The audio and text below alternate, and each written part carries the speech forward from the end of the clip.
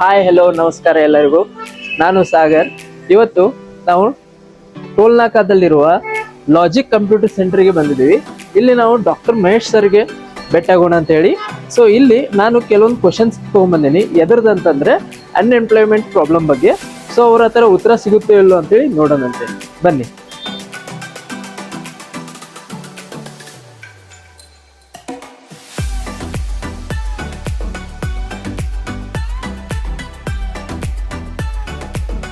Hi sir, myself Sagar ಅಂತಂದೇಳಿ. Okay, so doctor Mahesh Bhat ಸರಿಗೆ meet ಆಗೋದಿತ್ತು. ಇದಾರೆ ಅವರು, ಹೋಗ್ಬೋದಾ? ನಮಸ್ತೆ ಸರ್. ನಮಸ್ತೆ. Yes yes. ಹಾಯ್ ಸರ್, ಬನ್ನಿ. Hi hi. ನನ್ನ ಹೆಸರು ಸಾಗರ್ ಅಂತ ಹೇಳಿ. ಯಾ ಸಾಗರ್, ಕೂಡಿ Sagar. So how are you? ಹೇಗಿದ್ದೀರಾ? Fine. How are you sir? ಏನ್ LCC ಕಡೆಗೆ ಕೆಲವೊಂದು ಕ್ವಶನ್ಸ್ ಇದ್ದು, ಕೆಲವೊಂದು ಪ್ರಾಬ್ಲಮ್ಸ್ ಇದ್ದು, ಅದನ್ನ ನಿಮ್ಮ ಹತ್ರ ಡಿಸ್ಕಷನ್ ಮಾಡೋದು. Yes yes yes. ಹೇಳಿ ಸಾಗರ್.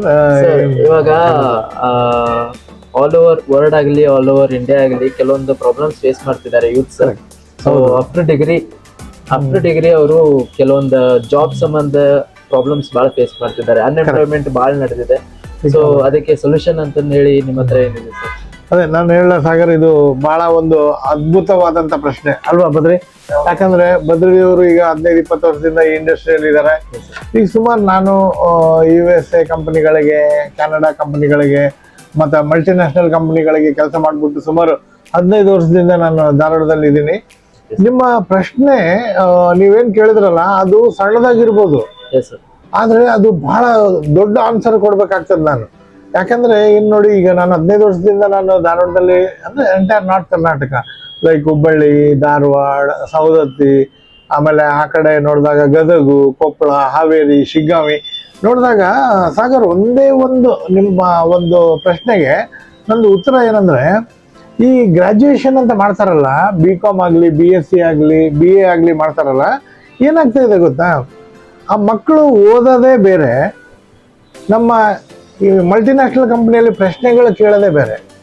ನಾನು ಮೊನ್ನೆ ಇನ್ಫೋಸಿಸ್ HR ಹತ್ರ ಡಿಸ್ಕಷನ್ ಮಾಡ್ತಾ ಇದ್ದಾಗ ಅವರು ಒಂದೇ ಮಾತು ಹೇಳಿದ್ರು, ಸರ್ ನಮಗೆ ಡಿಗ್ರಿ ಆಗಿದೆ ಅಥವಾ ಡಿಗ್ರಿ ಪರ್ಸೆಂಟೇಜ್ ನಾವು ನೋಡ್ತಾ ಇಲ್ಲ, ನಮ್ಮ ಮಕ್ಕಳಲ್ಲಿ ವಾಕ್ಚಾತುರ್ಯ ಅಂದ್ರೆ ಆಂಗ್ಲ ಭಾಷೆಯ ಸೆಲ್ಫ್ ಇಂಟ್ರೊಡಕ್ಷನ್ನು ಎಂಥ ಒಂದು BE ಆದವನು ಕೂಡ ಇವತ್ತು 2 ನಿಮಿಷ ಇಂಗ್ಲೀಷಲ್ಲಿ ಸೆಲ್ಫ್ ಇಂಟ್ರೊಡಕ್ಷನ್ ಕೊಡಕ್ಕೆ ಬರ್ತಾ ಇಲ್ಲ. ಅಂದ್ರೆ ನನ್ನ ಪ್ರಶ್ನೆ ಏನಪ್ಪಾ ಅಂದ್ರೆ, ಕಾಲೇಜ್ಗಳಿಗೆ ನಾನು ಪ್ರಶ್ನೆ ಮಾಡೋದೇನಂದ್ರೆ, ಡಿಗ್ರಿ ಆದ್ರೂ ಸಹ 2 ನಿಮಿಷ ಮಕ್ಕಳಿಗೆ ಸೆಲ್ಫ್ ಇಂಟ್ರೊಡಕ್ಷನ್ ಬರ್ತಾ ಇಲ್ವಲ್ಲ, ಯಾಕೆ? ಕರೆಕ್ಟಾ? ಅವ್ರಿಗೆ ಅಕೌಂಟ್ಸ್ ಕಳಿಸ್ತಾರೆ, ಮ್ಯಾಥಮೆಟಿಕ್ಸ್ ಕಳಿಸ್ತಾರೆ, ಸ್ಟ್ಯಾಟಿಸ್ಟಿಕ್ಸ್ ಕಳಿಸ್ತಾರೆ, ಆದ್ರೆ ಬೇಕಾಗಿರೋದು ಮಲ್ಟಿನ್ಯಾಷನಲ್ ಕಂಪನಿಗೆ ಒಂದು ಒಳ್ಳೆ ಇಂಗ್ಲಿಷ್ ವಾಕ್ಚಾತುರ್ಯ, 2 ನಿಮಿಷ ಸೆಲ್ಫ್ ಇಂಟ್ರೊಡಕ್ಷನ್ನು, ಇನ್ನ 2 ನಿಮಿಷ ಯಾವುದೇ ಟಾಪಿಕ್ ಬಗ್ಗೆ ಮಾತನಾಡಕ್ ಹೇಳ್ತಾರೆ, ಅದೇ ಬರ್ತಾ ಇಲ್ವಲ್ಲ ಸಾಗರ್? ಇದು ದೊಡ್ಡ ಯಕ್ಷ ಪ್ರಶ್ನೆ. ಹಂಗಂತೇಳಿ ನಾನು ಕಾಲೇಜ್ಗಳಿಗೆ ಧೋರಣೆ ಮಾಡ್ತಾ ಇಲ್ಲ. ಓಕೆ, ಸೊ ನಾನು doctor Mahesh Bhat logic computer centre ಧಾರವಾಡದಿಂದ ಸಾಗರ್ಗೆ ನಾನು ಒಂದು ಉತ್ತರ ಕೊಡೋದೇನಪ್ಪ ಅಂದ್ರೆ, ನೋಡಿ, ನಾನು ಇವತ್ತು ಸೋಷಿಯಲ್ ಮೀಡಿಯಾದಲ್ಲಿ ಎಲ್ಲೋ ನೋಡಿದೆ, ಪೇಪರಲ್ಲಿ, ಇಂಜಿನಿಯರಿಂಗ್ ಕಂಪ್ಲೀಟ್ ಆದ ತಕ್ಷಣ 100 ಜನದಲ್ಲಿ 17 ಜನ ಮಾತ್ರ ಕೆಲಸಕ್ಕೆ ಅರ್ಹರಂತೆ. ಇನ್ನ 83 ಜನ ಎಲ್ಲಿ ಹೋಗ್ಬೇಕು ನೋಡಿ? 100 ಇಂಜಿನಿಯರ್ಸ್ ಅಲ್ಲಿ ಹೊರಗೆ ಬರೋರು ಪರ್ಸೆಂಟೇಜ್ 17 ಜನ ಮಾತ್ರ ಕೆಲ್ಸಕ್ಕೆ ಮಾಡಕ್ ಅರ್ಹತೆ ಅಂತೆ. ಇನ್ನ 83 ಜನ ಕೆಲಸ ಮಾಡೋ ಅರ್ಹತೆನೇ ಇಲ್ಲಂತೆ. ಮತ್ತೆ ಯಾಕ್ರಿ ಇಂಜಿನಿಯರಿಂಗ್ ಮಾಡಬೇಕು ಅಲ್ವಾ? ಡಿಗ್ರಿ ಆದ ತಕ್ಷಣ ನಾನು ಸಜೆಷನ್ ಮಾಡೋದೇನಂದ್ರೆ, ಕಾಲೇಜ್ಗಳಿಗೆ ಹೋಗಿ ನಾನು ಸಿಲೆಬಸ್ ಕೊಡ್ತೀನಿ ಅಂತ ಹೇಳ್ತಾ ಇಲ್ಲ. ಗ್ರಾಜ್ಯುಯೇಷನ್ ಆದವರು ಯಾರು ಉದ್ಯೋಗ ಮಾಡಬೇಕು ಅಂತ ನಿಮ್ಗೆ ಇಷ್ಟ ಇದೆಯೋ, ನೀವು ನಮ್ಮ ಕ್ಯಾಂಪಸ್ ಟು ಕಾರ್ಪೊರೇಟ್ ಅಂತೇಳಿ ಲಾಜಿಕ್ ಕಂಪ್ಯೂಟರ್ ಸೆಂಟರ್ ಟೋಲ್ನಾಕ, ಧಾರವಾಡ ಮತ್ತು ಲಾಜಿಕ್ ಕಂಪ್ಯೂಟರ್ ಸೆಂಟರ್ ಗಾಂಧಿನಗರ್ ಬ್ರಾಂಚಿಗೆ ಬಂದರೆ ಕಾರ್ಪೊರೇಟ್ ಸ್ಕಿಲ್ಸ್ ಅಂತ ಕರೀತಾರೆ. ಪಾಪ ನಾನು ಕಾಲೇಜ್ಗಳಿಗೆ ಹೋಗಿ ಹೇಳೋಕ್ಕಾಗಲ್ಲ. ಕಾಲೇಜ್ಗಳಿಗೆ ಹೋಗಿ, ಯೂನಿವರ್ಸಿಟಿಗಳಿಗೆ ಹೋಗಿ ನೀವು ಸೆಲ್ಫ್ ಇಂಟ್ರೊಡಕ್ಷನ್ ಹೇಳ್ಕೊಡಿ ಅಂತ ಹೇಳೋದು ನಂದು ತಪ್ಪಾಗತ್ತೆ. ಯಾಕಂದ್ರೆ ಕಾಲೇಜ್ಗಳಲ್ಲಿ ಅವ್ರವ್ರ ಲೆಕ್ಚರರ್ ಅವ್ರವ್ರ ಸಬ್ಜೆಕ್ಟ್ ಬಿಟ್ಟರೆ ಬೇರೆ ಏನು ಹೇಳಲಿಕ್ಕೆ ನಾನು ಅವರಿಗೆ ಬಯಸಲ್ಲ. ಆದರೆ ಲಾಜಿಕ್ ಕಂಪ್ಯೂಟರ್ ಸೆಂಟರ್ ಯಾವಾಗಲೂ ನಾವು ನಿಮ್ಮ ಜೊತೆಗಿದ್ದೀವಿ.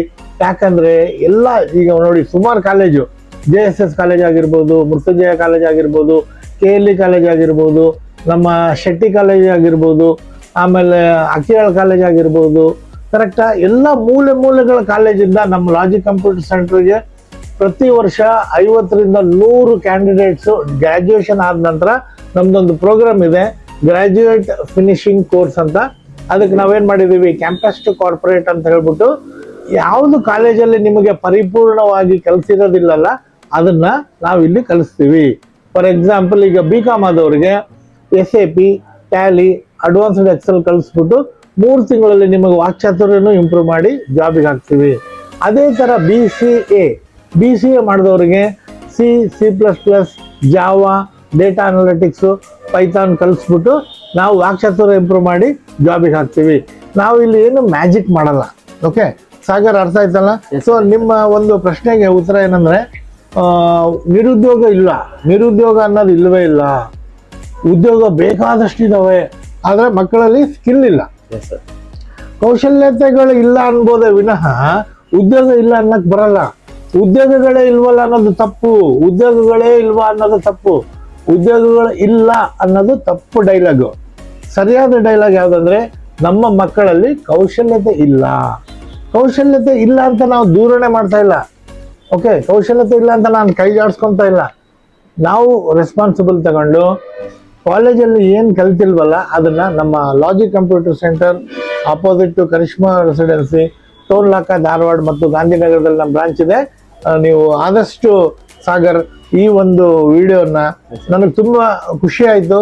ಯಾಕಂದ್ರೆ ಈ ಪ್ರಶ್ನೆ, ಇದೇ ತರದ ಪ್ರಶ್ನೆ ನಮ್ಮ ಹಣಮೇಶ್ ಪರಡ್ಸಲಿಗೆ ಅಂತ ಒಂದು 5-6 ವರ್ಷದಿಂದ ಕೇಳಿದ್ರು. ಅವಾಗೂ ಸಹ ಇದೇ ತರ ನಾವು ಚರ್ಚೆ ಮಾಡಿದ್ವಿ.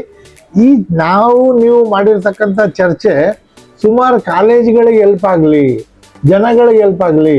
ಯಾಕಂದ್ರೆ ಅರುವೇ ಗುರು ಅಂತಿದೆ ನಮ್ಮ ಧಾರವಾಡದ ಒಳಗಡೆ. ನೀವು ಎಂಟರ್ ಆಗುವಾಗ ವಿದ್ಯಾಕಾಶಿಯಲ್ಲಿ ಅರುವೇ ಗುರು ಅಂತಿದೆ. ನಾವು ಇರೋದು ಅರಿವು ಮೂಡ್ಸಕ್ಕೆ. ಓಕೆ, ಅರಿವು ಮೂಡ್ತು ಅಂದ್ರೆ ಓಕೆ, ಅದೇ ಗುರುವಾಗಿ ಪರಿವರ್ತನೆ ಆಗುತ್ತೆ. ಫ್ರೆಂಡ್ಸ್, ನಿಮ್ಗೆ ಯಾರಿಗಾದ್ರೂ ಗ್ರಾಜ್ಯುಯೇಷನ್ ಆಗಿದ್ರೆ ಉದ್ಯೋಗ ಸಿಕ್ಕಿಲ್ಲ ಅಂದ್ರೆ, ಉದ್ಯೋಗ ಸಿಕ್ಕಿಲ್ಲ ಅಂತ ವ್ಯಥೆ ಪಡಬೇಡಿ, ಕೌಶಲ್ಯತೆ ಇಂಪ್ರೂವ್ ಮಾಡ್ಕೊಳ್ಳಿ. ನಾವು ನಿಮ್ ಜೊತೆಗಿದ್ದೀವಿ. Okay, thank you so much. Sagar, ಮತ್ತೇನಾದ್ರೂ ಪ್ರಶ್ನೆ ಇದೆಯಾ?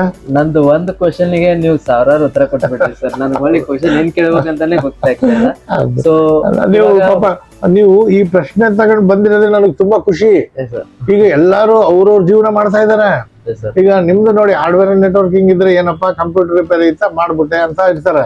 ಅದ್ರಲ್ಲಿ ನೀವು ಇಂಥ ಒಂದು ಅದ್ಭುತವಾದ ಪ್ರಶ್ನೆ ಕೇಳಿದ್ದಕ್ಕೆ ನಂಗೆ ತುಂಬಾ ಖುಷಿ ಆಯ್ತು. ಓಕೆ, ಆದಷ್ಟು ಈ ವಿಡಿಯೋನ ಹೇಳಿ ಬದ್ರಿ. ಸರ್, ಈ ಕೌಶಲ್ಯತೆಗಳನ್ನ ಎಲ್ಲಾನು ಬೆಳೆಸ್ಕೋಬೇಕಾಗಿತ್ತಂದ್ರೆ ಹೌದು, ಎಷ್ಟು ದಿನಗಳು ಬೇಕಾಗುತ್ತೆ ಸರ್? ಎಷ್ಟು ದಿನಗಳ ಕಾಲಾವಕಾಶ ಬೇಕಾಗುತ್ತೆ? ಕರೆಕ್ಟ್. ಈಗ ಸಾಗರ್ ಕೇಳಿರೋದು ಒಂದು ಅದ್ಭುತ ಪ್ರಶ್ನೆಗೆ ಇದು ಜೋಡಣೆ ಮಾಡ್ಕೊಳ್ತೀನಿ ನಾನು. ನೋಡಿ, ಮೊದಲನೇದು ಸಾಗರ್ ಪ್ರಶ್ನೆ ಕೇಳಿದ್ದು ಉದ್ಯೋಗ ಅವಕಾಶಗಳಿಗೆ ತೊಂದರೆ ಇದೆಯಾ ಅಂತ. ಅದಕ್ಕೆ ಆನ್ಸರ್ ಮಾಡಿದೆ, ಉದ್ಯೋಗಗಳು ಬೇಕಾದಷ್ಟಿದೆ. BPOದಲ್ಲಿದೆ, MNC ಅಲ್ಲಿದೆ, ಕರೆಕ್ಟ್, ಅಕೌಂಟಿಂಗ್ ಅಲ್ಲಿದೆ ಅಂತ ನಾನು ಉತ್ತರ ಮಾಡಿದೆ. ಅದ್ರ ಒಂದು ತದ್ವಿರುದ್ಧವಾಗಿ ನಮ್ಮ ಬದರಿಯವರು ಒಂದು ಒಳ್ಳೆ ಪ್ರಶ್ನೆ ಕೇಳಿದ್ದಾರೆ. ಈಗ ಆನ್ ಬಿಹಾಫ್ ಆಫ್ ಸ್ಟೂಡೆಂಟ್ಸ್ ಅವ್ರು ಕೇಳಿದ್ದಾರೆ, ಸ್ಟೂಡೆಂಟ್ ಸ್ಥಾನದಲ್ಲಿ ನಿಂತು ಕೇಳಿದ್ದಾರೆ. ಸರ್, ಅದು ಇಲ್ಲ ಇದು ಇಲ್ಲ ಅಂತ ಹೇಳ್ತೀರಾ ನೀವು, ಎಲ್ಲ ಕಲಿಯಕ್ಕೆ ಎಷ್ಟು ದಿನ ಬೇಕಾಗತ್ತೆ ಅಂತ ಒಳ್ಳೆ ಪ್ರಶ್ನೆ ಬದ್ರಿ.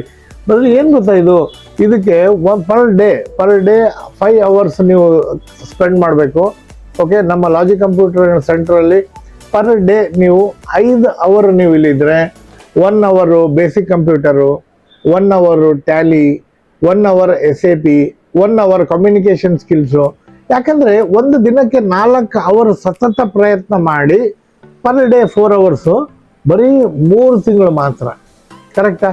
ಮಕ್ಕಳುಗಳು ಏನ್ ಮಾಡ್ತಾ ಇದ್ದಾರೆ, PUC first year, PUC second year, degree 1, degree 2, degree 3, 5 ವರ್ಷಗಳ ಪದವಿ ಪಡೆದು ಇವತ್ತು ಅವರಿಗೆ ಇಂಗ್ಲಿಷ್ ಟೈಪಿಂಗ್ ಮಾಡಕ್ ಬರ್ತಾ ಇಲ್ಲ, 2 ನಿಮಿಷ ಇಂಗ್ಲಿಷಲ್ಲಿ ಮಾತಾಡಕ್ ಬರ್ತಾ ಇಲ್ಲ, ವರ್ಡ್ ಅಂದ್ರೆ ಗೊತ್ತಿಲ್ಲ, ಎಕ್ಸೆಲ್ ಅಂದ್ರೆ ಗೊತ್ತಿಲ್ಲ, ಪವರ್ ಪಾಯಿಂಟ್ ಅಂದ್ರೆ ಗೊತ್ತಿಲ್ಲ. ಕರೆಕ್ಟ್? ಸೊ ಒಂದು ವಾಕ್ಚಾತುರ್ಯ ಮತ್ತು ಜೊತೆಗೆ ಕಂಪ್ಯೂಟರ್ ಕೌಶಲ್ಯತೆಗಳನ್ನು ಮಾಡ್ಕೊಂಡಾಗ ಖಂಡಿತವಾಗ್ಲೂ ಕೆಲಸ ಸಿಗತ್ತೆ. ಇದು 3 ತಿಂಗಳ course, daily 4 hours, 3 months course. ನಿಮ್ಮ ಮಕ್ಕಳ ಭವಿಷ್ಯ ಬಂಗಾರ. ಕರೆಕ್ಟಾ ಬದ್ರಿ? ರೈಟ್? ಇದು ಕರೆಕ್ಟ್ ಇದೆಯಾ? Per day 4 hours, 3 months. ಕರೆಕ್ಟಾ? ಸತತ ಪ್ರಯತ್ನದಿಂದ ಸಾಧ್ಯ. Okay, yes, thank you sir. Thank you Sagar. Thank you. Yes, thank you Badri. ನೀವೇನಾದ್ರೂ ಇಲ್ಲಿ ಅಡ್ಮಿಷನ್ ಅದು ತಗೋಬೇಕು ಅಂತಂತಿದ್ರೆ ನಿಮಗೆ ಅಡ್ರೆಸ್ನು ಮೆನ್ಷನ್ ಮಾಡಿರ್ತೀನಿ ಹಾಗೂ ಫೋನ್ ನಂಬರ್ ಕೂಡ ಮೆನ್ಷನ್ ಮಾಡಿರ್ತೀನಿ. ಸೊ ನೀವು ಡೈರೆಕ್ಟ್ಲಿ ಬಂದು ಮಹೇಶ್ ಸರಿಗೆ ಭೇಟಿಯಾಗಿ ನಿಮ್ದು ಅಡ್ಮಿಷನ್ ಇಲ್ಲಿ ಮಾಡಿಸ್ಬೋದು. Thank you sir. Thank you. Thank you sir. Thank you sir. Thank you.